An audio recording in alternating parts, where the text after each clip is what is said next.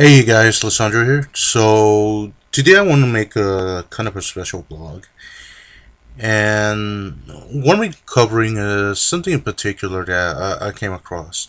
So pretty much I was looking around and on some videos just to kind of kill off some time and all, just take a little break and all from work and all. But anyway, so you know how YouTube has different ads that pop up before you're gonna watch a particular video, and all sometimes they're consistent with the video you're watching, sometimes they're not. And I was watching a particular video, and there's this ad that came on from the Union Pacific, and pretty much what it's about is that uh, it's this couple that they're just hanging out. They're like at a swings, and then all of a sudden the girl realizes that they're late, and pretty much they're like rushing, trying to. They're pretty much trying to beat the train and all, and then right when the moment when you think they're gonna beat the train, it makes it seem like the train hit them, but then all of a sudden you realize that they just stopped and waited and all. And in reality, what I want to say is this. And I understand the whole implication of it. Nobody likes to be late. Uh, um, Nobody likes the fact that they're going to be late to a particular place, especially a job, or the fear of losing your job because you're late and all. One of the things I say, you should be responsible. People should be responsible and not just careless. Because being late can be remedied. Being being run over by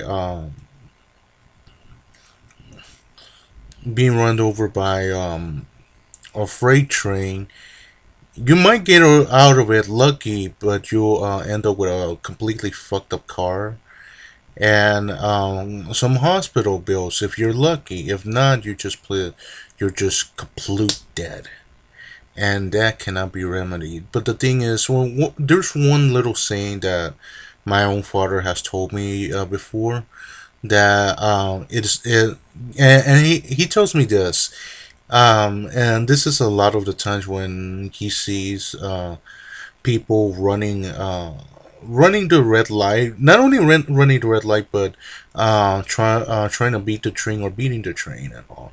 And there's some that pretty much come really close to like getting run over and all. And I've seen that sort of shit. But the thing is this. One of the sayings he tells me is, it is better to lose 1 minute of your life than lose your life in 1 minute. And that's something I really agree with, because one of the things they say, that it takes a whole mile to for the freight train to come to a complete stop, especially if they're completely loaded or have like two locomotives. Well, I'm not sure you can call them locomotives, but two trains pulling. Uh, I'm not sure how you call them now, but I'm just gonna call them locomotives or whatever. Even though that's not the particular name, but let's just call them machines. There's two machines that are pulling. Sometimes there are three or four. When that's the case, um, when that's what the case is, it usually has a lot of car going on. And let me show you what the implications of that is. Okay, you guys. So yes, this is part of it's a whiteboard, kind of tutorial. Actually, is more of an explanation. So let me explain this. This is mainly what people do. Now let's say this is the machine or whatever, the machine that's pulling all the cargo, and it has all these trains and all. Okay, one, two, three, and so on. Okay, let's say it has all this. This is the main one, And it's not only this. For those of y'all who live in the Houston area, y'all seen the Metro Rail, and there's quite a few people that try to outrun it too. Fortunately, the Metro Rail can stop more efficiently than a freight train. And why does it take a whole entire uh, mile to stop? The reason is simple. It's simple physics. It's called force. The force that's applied to it, and the force is equal mass times acceleration. Okay, and the thing is, if you're carrying a lot of cargo, especially if you have like three or four of these machines pulling, you have a lot of mass. You have a lot of this, and they're going at a certain speed. Let's say this is not as variable. And let's say they're going. Let's see, for demonstration purpose, example, for example, let's say they're going at 80 miles per hour.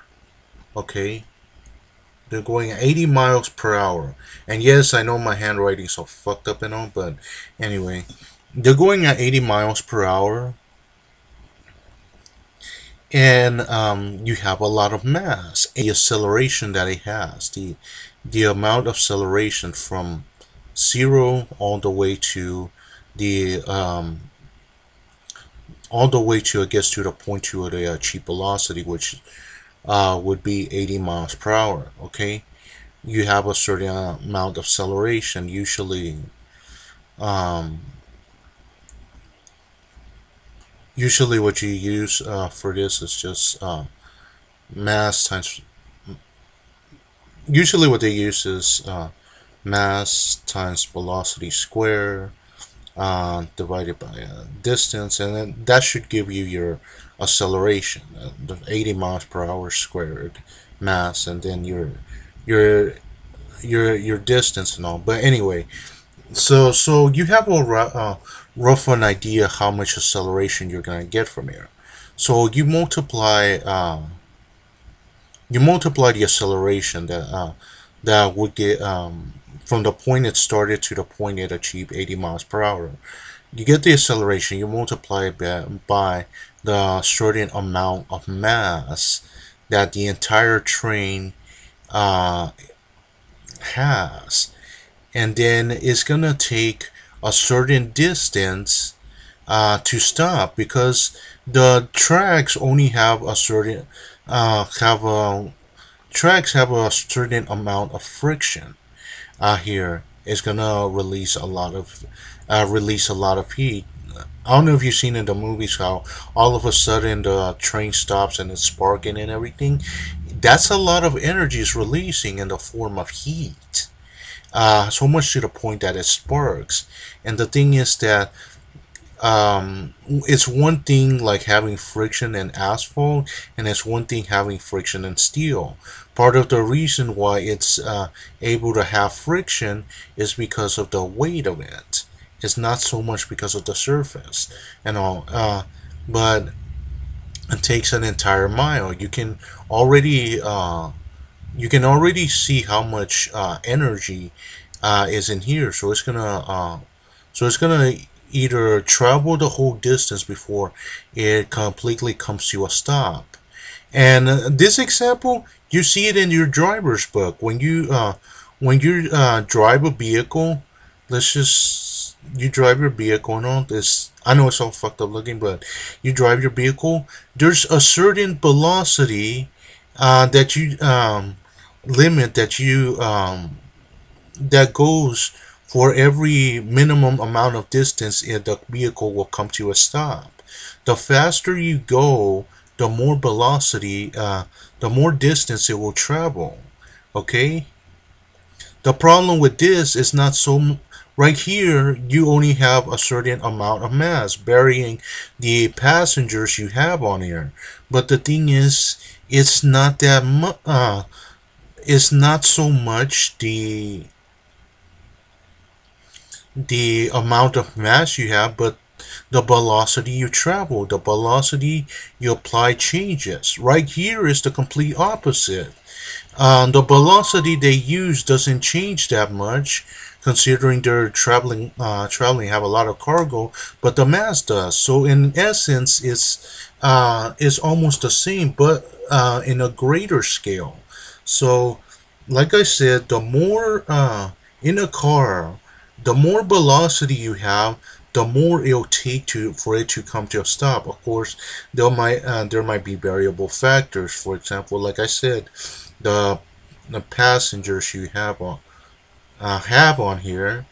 Also, the friction between the tires and the asphalt, the how humid it is, what type of tires you have, and so on. Those are variable factors. But in essence, the more velocity you have, the more it's gonna take you to stop. The more velocity, or the more or and the more mass and velocity you have, the more it's gonna take for that particular thing to come to a stop and all. Now, and like I said, there's a lot of cars that try to beat the train, especially when they're in close proximity to a vehicle. And one thing, like I said, it's not worth losing your life in 1 minute just to try to get ahead. You're late a couple of minutes, that's fine, okay? That's fine. You can deal with that. But you being dead or you being run over, you can't remedy that.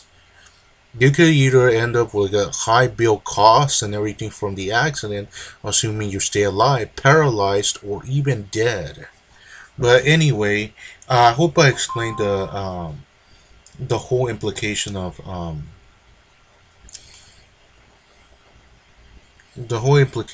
this. And it's like I said, it's acceleration, but what they use is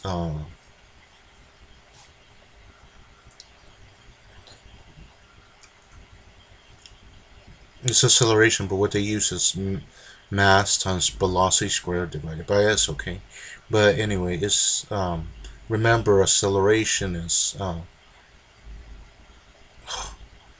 on, is square is distance divided by time square. I wrote it over here because it won't let me write over here. But anyway, I guess this will be all for now. But like I said multiple times, it's better to lose 1 minute of your life than lose your life in 1 minute. But anyway, I guess this is all for now. I just wanted to comment on the whole deal and everything. But anyway, thank you guys for watching. Please like and subscribe, and I'll catch you guys next time. Bye. And the video where I watched this is on the Union Pacific. It says something in the title. I think it's somewhere along the lines of it's worth the wait or something like that. I'm not really sure what it's called, but it has in the title it says curfew. But anyway, I can't post a link in the description because it says not to.